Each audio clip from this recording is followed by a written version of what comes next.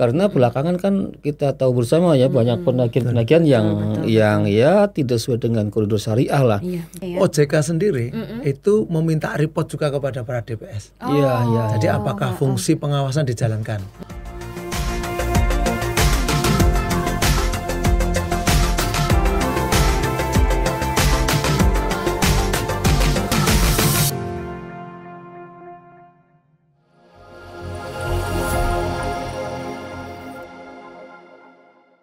Assalamualaikum warahmatullahi wabarakatuh. Halo Sobat Mes sekalian, selamat datang di Message Podcast. Di bulan Ramadan yang penuh berkah ini, saya Koko Bu Syarkiyah sangat senang bisa kembali lagi bersama Sobat Mes sekalian. Dan kali ini untuk membahas topik yang tak kalah penting, yaitu menuai berkah bersama Multi Finance Syariah. Bersama saya hari ini ada Bapak Yusron dari Adira Syariah. Assalamualaikum Bapak. Assalamualaikum Mbak Iki. Sehat Pak? Alhamdulillah. Mbak Iki sehat ya? Alhamdulillah sehat Pak. Alhamdulillah. Dan juga dari Pengurus Pusat Masyarakat Ekonomi Syariah Bapak Kiai Haji Ahmad Zubaidi. Gimana Pak? Alhamdulillah sehat walafiat. Alhamdulillah. Gimana puasanya? Nah, karena sudah rutinitas jadi ya sebenarnya biasa saja gitu. Jadi kan. Biasa saja ya. Cuma semangatnya lebih luar biasa karena syahrul Ramadan. Iya betul. Ya penuh dengan berkah, pahala dilipat gandakan, ada maghfirah. Oh ini membangun semangat kita. Jadi harusnya lebih produktif ya di bulan Ramadan ya Sobat Mes sekalian. Aktivitasnya produktif, ibadahnya juga semakin lebih aktif lagi. Amin. Oke. Oh iya, kepada Pak Yusron boleh perkenalkan diri dulu Pak. Posisinya mungkin saat ini di Adira Syariah seperti apa? Baik, terima kasih Mbak Iki. Assalamualaikum warahmatullahi wabarakatuh. Waalaikumsalam. Jumpa Sobat Mes yang saya hormati dan saya banggakan. Alhamdulillah hari ini bisa hadir di podcast ini ya untuk kita berbincang mengisi kegiatan bulan Ramadan. Perkenalkan, saya memperkenalkan diri, nama saya Yusron. Saat ini saya dipercaya oleh PT Adira Dinamika Multi Finance untuk menggawangi unit usaha syariah. Oke. Saya bergabung dengan Adira sendiri sudah dari tahun 2003. 22 tahun ya Pak. Sempat keliling juga. Nah, insya Allah, alhamdulillah pada 2018 ditugaskan untuk mengampu Adira Syariah. Baik. Terima kasih Pak Yusron. Ya, kita mulai Sobat Mes ke pertanyaannya nih. Pertama kepada Pak Kiai Haji Ahmad Zubaidi dulu nih Pak ya. Ini kan bulan Ramadan nih bulan yang menjadi penting ya kalau buat kita ya kaum muslimat sekalian ya Bapak ya. Dan tidak hanya dalam aktivitas harian kita juga doang gitu ya. Tapi juga aktivitas muamalah kita. Iya. Ya. Menurut Bapak gimana nih Pak dengan fenomena ini yang kita mau beralih ke aktivitas muamalah yang mungkin lebih syariah. Ya, jadi bulan yang berkah ini, bulan yang suci, ya semua pahala dilipat gandakan, ya maka tentu kita baik ibadah sehari-hari kita, ibadah mahdoh kita, sholatnya, puasanya, itu tentu kita harus tingkatkan dengan sebaik-baiknya gitu kan, karena insya Allah kan kalau ibadah wajib itu pahalanya akan dilipat gandakan menjadi 70 kali lipat insya Allah.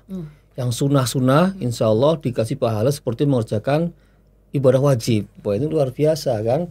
Nah kita yang sunnah-sunnah pun artinya bahwa muamalah kita kalau nawaitunya ibadah kan menjadi sunnah juga. Ya menjadi berpahala gitu kan. Muamalah itu kan pada prinsipnya suatu perbuatan yang ibahah, yang mubah, ya yang boleh dilakukan, yang merupakan aktivitas sehari-hari kita gitu kan.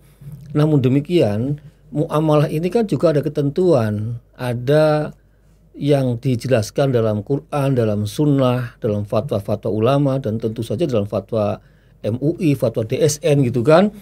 Nah, maka kita umat Islam di dalam muamalah ini, khususnya kita bicara muamalah dalam muamalah maliyah ya, karena muamalah itu luas sekali. Banyak semua ya. Aktivitas manusia itu namanya muamalah gitu kan. Tapi yang kita maksud di sini adalah muamalah dalam artian aktivitas ekonomi Islam, khususnya juga di lembaga pembiayaan syariah ya. Nah ini kita kepingin semua itu kita lakukan dengan syariah. Ya dengan apa? Dengan menghindari hal-hal yang riba, yang horor, yang maisir, yang riswah, zulm, maksiat. Kita harus hilangkan semua itu karena betapapun perbuatan itu sebuah muamalah ya, sebuah kegiatan sehari-hari kita, tetapi kalau kemudian di dalamnya mengandung riba, ya, atau mengandung horor, mengandung riswah, ya, mengandung hal-hal yang diharamkan lainnya, maka ya kita terjebak ke dalam perbuatan maksiat.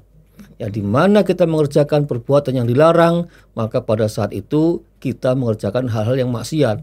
Nah, sangat naif kalau kemaksiatan itu kita lakukan dalam rangka atau pada keadaan di mana kita puasa. Ya kan, kita puasa, nggak berasa loh, nggak berasa. Kita sedang berpuasa, lillahi ta'ala gitu kan. Tapi ternyata saat puasa kita bertransaksi yang mengandung transaksi ribawiyah misalnya.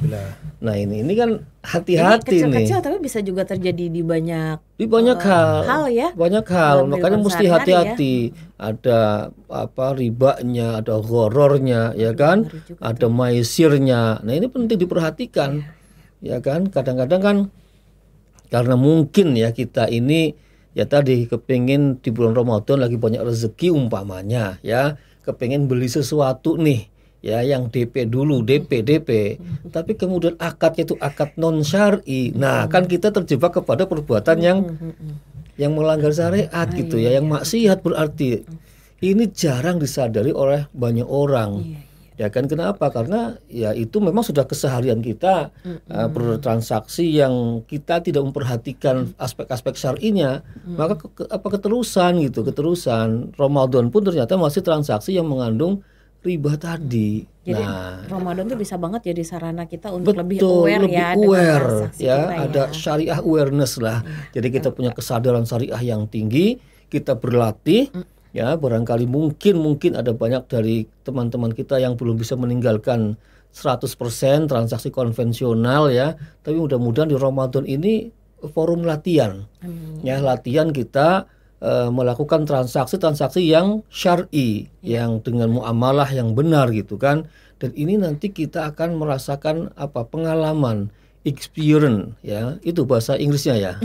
Ya, Pak. Saya kadang-kadang kalau ngomong bahasa Inggris tuh karena orang Jawa ya, jadi ya tahu sendiri kalau orang Jawa ngomong bahasa Inggris karena Jawanya mesti kelihatan. Tapi maksud saya adalah pengalaman melakukan transaksi yang syar'i ini penting. Dia akan merasakan kok beda ya. Betul. Setelah saya melakukan transaksi yang syar'i kok beda dalam banyak hal ya, beda dalam perlindungan transaksinya, beda terutama dalam hati. Ya, melaksanakan perbuatan syar'i itu kan senang, bahagia gitu, nggak ketakutan gitu. Harusnya kan memberikan ketenangan. Betul gitu. Nah, nyambung dengan Pak Yai ini nih, Pak Yusron nih, apakah di internal perusahaan sendiri gitu ya, ini yang lagi pada semangat-semangatnya nih di bulan Ramadan gitu ya, ada kegiatan-kegiatan atau aktivitas yang untuk meningkatkan kapasitas diri dari karyawannya sendiri? Ya, terima kasih Mbak Ki. Jadi seperti tadi disampaikan Pak Yai, bahwa bulan Ramadan itu di samping kewajiban kita menjalankan puasa, ya kami di internal Adiria itu semuanya yang muslim puasa, kita juga mencoba untuk merefresh gitu ya, terkait literasi bagaimana kita bertransaksi secara syariah dikaitkan dengan produk-produk yang kita punya. Karena kita juga menyadari bahwa selama ini di dalam melayani masyarakat itu petugas kami itu penting untuk mengerti apa yang dia bawakan kepada. Apalagi yang garda terdepannya ya. Itu dia. Jadi kita kesempatan Ramadan ini kita jadikan untuk tadi selain puasa kita juga melatih ya teman-teman untuk merefresh kembali apa itu transaksi syariah, terus produk-produk apa yang kita punya, bagaimana cara mendeliver kepada customer dan seterusnya itu kita coba di Ramadan ini untuk mengingatkan ke teman-teman, ayo kita sambil puasa kita belajar. Jadi samping tetap pelayanan kepada customer jalan. Jadi ini buat ningkatin kapasitas dirinya masing-masing itu ada program-programnya ya Pak ya di internal sendiri ya Pak ya. Kita punya semacam kegiatan training refresh gitu ya terkait dengan ini. Karena sebelumnya mereka yang memang punya izin kantor cabang syariah kan memang sudah mendapatkan pelatihan. Tapi ya sambil berjalan kita terus tingkatkan. Nah kesempatan Ramadan ini kita pakai untuk tadi bagaimana teman-teman di internal sendiri itu mengupgrade gitu ya istilahnya agar dia bertambah itunya pengetahuannya terkait syariah. Ya, Alhamdulillah. Ya, gitu Mbak Ki. Baik. Nah, Pak Yai, menyambung jawaban yang tadi Pak Yusron gitu ya Pak ya. Sebenarnya kan sekarang tuh produk syariah udah banyak ya masuk nih ke masyarakat nih ya. Nah, tak terkecuali juga multifinance syariah nih. Betul. Banyak ya penawaran-penawaran Iya. ya. Pak, sebenarnya multifinance syariah itu apa sih Pak Yai sebenarnya? Ya, tentu multifinance syariah adalah perusahaan ya yang melakukan kegiatan pembiayaan syariah yang seluruh transaksinya didasari oleh syariah. Kalau di Indonesia, syariah di sini adalah menggunakan fatwa Dewan Syariah Nasional. Artinya DS ini telah membuat sebuah fatwa-fatwa yang mempermudah ya dalam penerapan syariah di lembaga-lembaga keuangan, termasuk pada lembaga keuangan multifinance yang memberikan pembiayaan, yang memberikan kepada nasabah-nasabah biar bisa beli apa dengan cara yang mudah, sementara duitnya belum cukup misalnya gitu kan.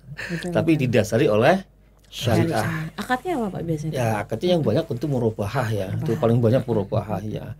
Murabahah ini kan akad jual beli ya, akad jual beli di mana harga asal disepakati, kemudian harga marginnya disepakati ya kan.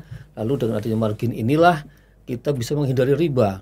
Ya kan, kalau yang dengan convert itu kan karena harga asal ditambah riba tadi, ditambah bunga kan jadi riba itu. Kalau ini enggak, jual beli ya, harganya sudah disepakati bersama antara penjual dan pembeli gitu kan. Nah, cuma memang pembayarannya secara cicil. Nah, secara cicil. Harga sudah disepakati di awal terus dicicil. Nah, ini yang dilakukan pada lembaga-lembaga pembiayaan termasuk insya Allah di Adira Finance ini begitu. Nah Pak, kalau Adira Finance Syariah sendiri nih Pak, itu sebenarnya udah berdiri dari kapan gitu? Terus sekarang ada di berapa kota sih Pak? Oke. Jadi kalau terkait dengan Adira Finance itu Adira Finance memulai transaksi syariahnya itu di tahun 2012. Nah, ini sebetulnya blessing gitu ya, karena pada saat itu kondisi pembiayaan sedang ada isu terkait kualitas, kemudian ada pembatasan terhadap down payment ya DP, kemudian OJK mengeluarkan peraturan terkait DP ini. Nah, alhamdulillah di syariahnya masih bagus waktu itu, sehingga berbondong-bondong perusahaan ini mengajukan izin syariah. Nah, Adira termasuk di dalamnya 2012. Nah, kemudian seiring berjalan waktu OJK kemudian mengeluarkan regulasi kembali di 2014 bahwa setiap perusahaan yang mempunyai izin syariah itu harus mengajukan izin kantor cabang unit syariah. Nah, alhamdulillah Adira juga mengikuti regulasi tersebut. Maka tahun 2018 saya ditugaskan oleh perusahaan untuk menjalankan ya unit usaha syariah Adira Finance. Nah, sampai sekarang alhamdulillah. Nah, sampai sekarang posisi kantor cabang unit syariah itu ada 43 kantor cabang unit syariah di seluruh Indonesia. Ya, dengan 52 kantor cabang selain kantor cabang unit syariah. Jadi KSKCUS-nya. Kantor selain kantor cabang unit syariah. Ya, alhamdulillah. Itu di seluruh Indonesia soalnya, Mbak. Dari mulai Banda Aceh sampai kita di Ternate.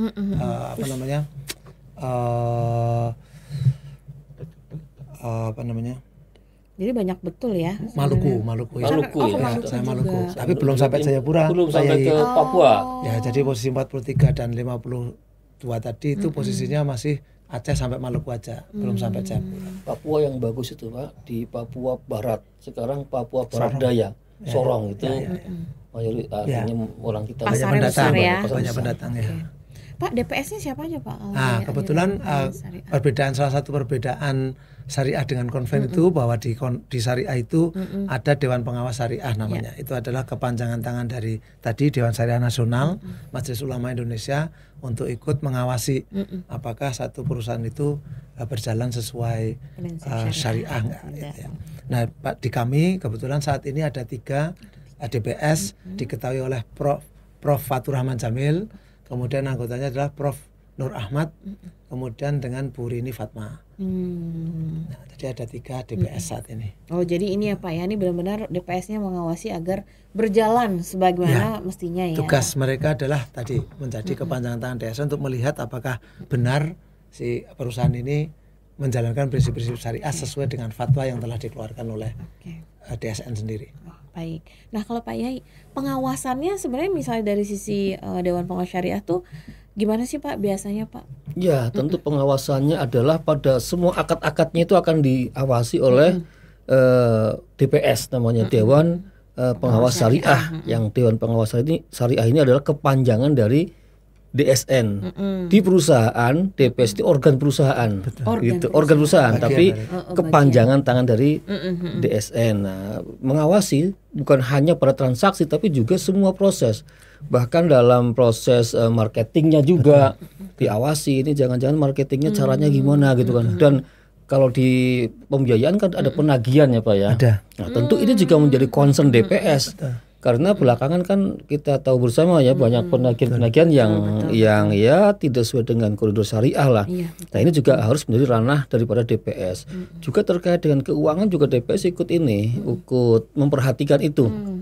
Karena memang DPS ini kan menjamin seluruh sistem dalam unit tersebut adalah sudah sesuai dengan syariah. Bahkan concern DPS sampai kepada pembinaan syariah kepada personil semua ya, pada karyawannya, biar ekosistem syariah itu betul-betul tercipta dalam sebuah perusahaan itu, bukan hanya pada produknya tapi juga pada ya ekosistem dalam perusahaan itu gitu. Berarti benar-benar dari hulu sampai hilir sebenarnya ya. Yang bagus itu OJK sendiri itu meminta report juga kepada para DPS. Jadi apakah fungsi pengawasan dijalankan. Jadi DPS mesti report kepada OJK ya, sebagai regulator untuk apa sih sebetulnya yang dicek tadi seperti yang dijelaskan Pak Yai. Jadi punya kewajiban gitu ya. Ada kewajiban. Nah kami kebetulan kalau di Adira sendiri itu setiap bulan ada rapat ya memang.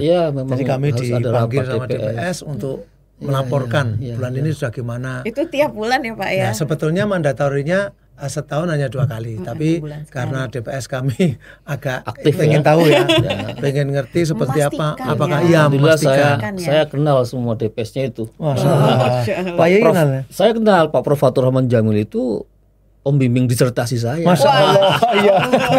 Ternyata. Iya, dan juga dosen saya dari saya S1 itu beliau. S1 beliau, S2 beliau, S3 beliau, bahkan pembimbing disertasi saya beliau juga gitu. Jadi alhamdulillah ya kenal betul dengan Pak Prof. Fatur, sudah sangat senior. Senior banget. Prof. Ahmad juga sama, beliau ya di MUI bareng saya, Ketua Basnas juga gitu. Ya artinya orang-orang yang sangat punya kapabilitas yang tinggi lah. Ya artinya insya Allah ada keterjaminan dalam produk-produk syariah di Adira Finance ini. Saya percaya itu. Bisnis otomotif di roda 4 itu cukup mengalami penurunan yang cukup signifikan. Demikian pula dengan yang roda 2-nya. Karena kondisinya kita tahu ekonomi juga tidak cuma negeri kita ya. Iya, betul, global. Semuanya global. Ya, bahkan negara-negara yang maju itu di Eropa seperti Jerman, Inggris juga mengalami hal yang sama. Ekonominya sedang struggle.